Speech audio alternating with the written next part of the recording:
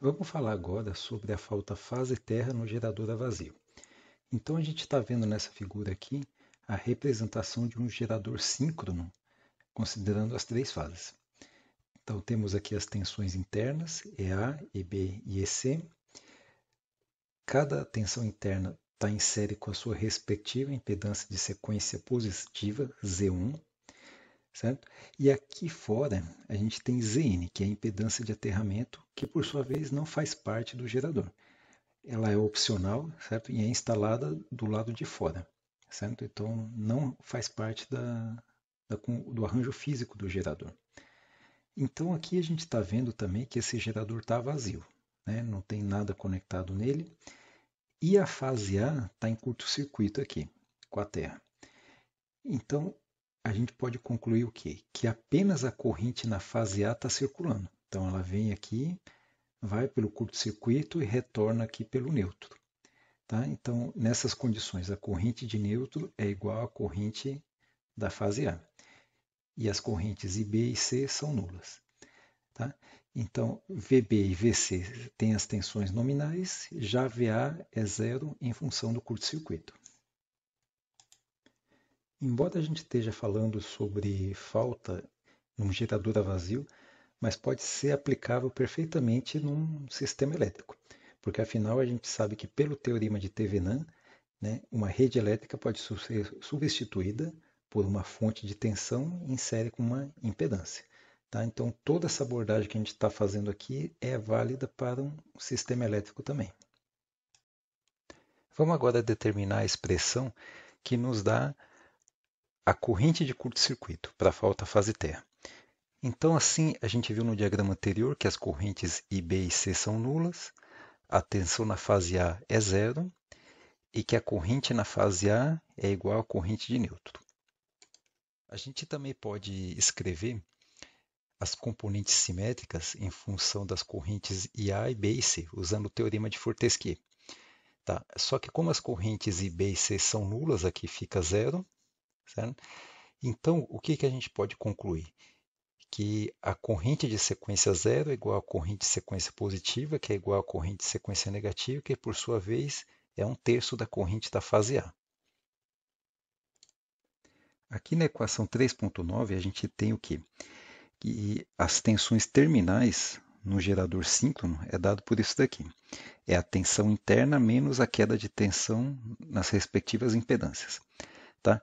Então aqui, como a gente viu que todas as componentes simétricas são iguais, então a gente colocou tudo em função de IA1, a sequência positiva. Aqui são as tensões internas, mas a gente sabe que só a sequência positiva que tem tensão interna, a sequência negativa e zero são nulas, então fica essa expressão aqui.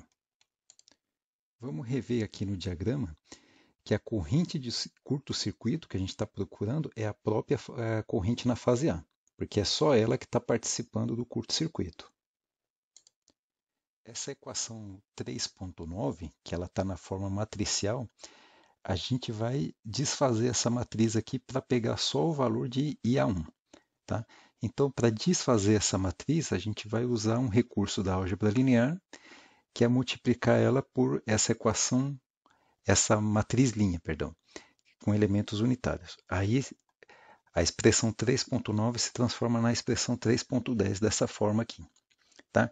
Então a gente sabe que VA0 mais VA1 mais VA2 é a tensão na fase A, certo? Mas como ela está em curto-circuito, então quer dizer que tudo isso é zero. Então temos aqui a expressão 3.12, aqui todos os termos são múltiplos de IA1, então colocando IA1 em evidência a gente tem a expressão 3.13. Então o que a corrente IA1 ela vem a ser? A gente vê que vai ser a tensão interna do gerador dividido pela soma das três impedâncias, de sequência zero, positiva e negativa. Então, olhando essa expressão 3.13, isso aqui nos lembra um circuito série. Tá? Então, a gente vai usar um recurso aqui de fazer um diagrama de um circuito equivalente para a falta fase terra, usando essa condição que a gente vê aqui, que são três impedâncias em série.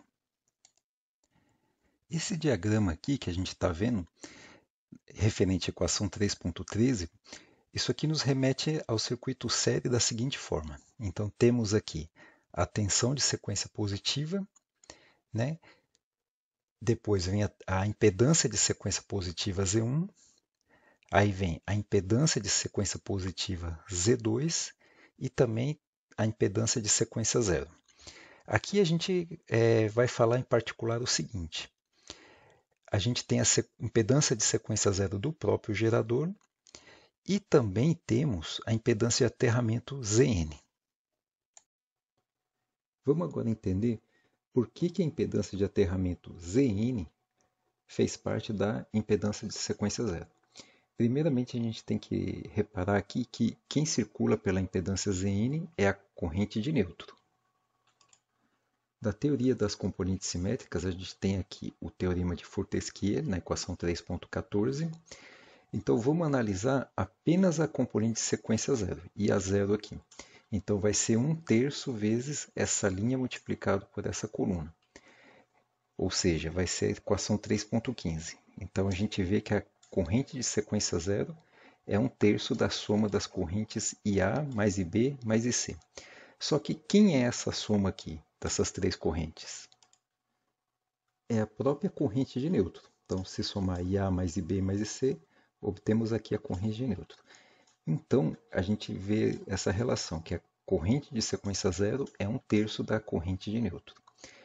Então, se a gente quiser representar a corrente de nêutron lá, então a gente sabe que ela vale 3 vezes IA0. Por essa razão, a impedância Zn apareceu multiplicada por 3 aqui, certo? Simplesmente por essa relação, que a componente de sequência zero é 1/3 da corrente de nêutron. Outra coisa a ser reparada na impedância de aterramento é que ela serve como limitador de corrente. Tá? Então, a gente tem a opção de colocar ou não essa impedância de aterramento, mas se a gente colocar aqui do jeito que está mostrando esse diagrama, né, essa corrente IA1 vai ser menor na presença dela. Tá? Então, essa limitação de corrente serve para proteger os enrolamentos do gerador na ocorrência do curto-circuito, tendo visto que é uma elevada corrente que pode danificar esses enrolamentos. A outra função desse circuito equivalente que a gente está vendo aqui, em série, é que ele substitui toda aquela formulação matemática que a gente viu anteriormente. Então, se você esquecer todo aquele equacionamento, se você lembrar desse diagrama, vai te ajudar muito. Certo? Porque aqui ele está mostrando que na sequência positiva passa corrente de sequência positiva, na corrente de sequência negativa passa corrente negativa, e na impedância de sequência zero passa corrente de sequência zero. Agora, como eles estão em série, significa que esses três valores de corrente são iguais. Tá? Então, ele é muito útil na hora de você relacionar essas variáveis aqui. Então, só para a gente finalizar, né, depois que a gente obtém a corrente IA1, né, se a gente quiser saber a corrente de curto-circuito, basta multiplicá-la por 3. Né? A gente viu que a corrente de falta é a própria corrente na fase A, que por sua vez é 3 vezes a corrente IA1. Tá? Então ficamos aqui com esse vídeo aqui, certo? Não vamos esquecer desse diagrama, certo? Vamos ter ele em mente. Então, aqui desse diagrama aqui você consegue saber quem é a corrente IA1.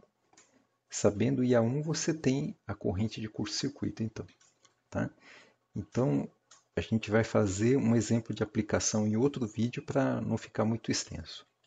Sendo assim, muito obrigado.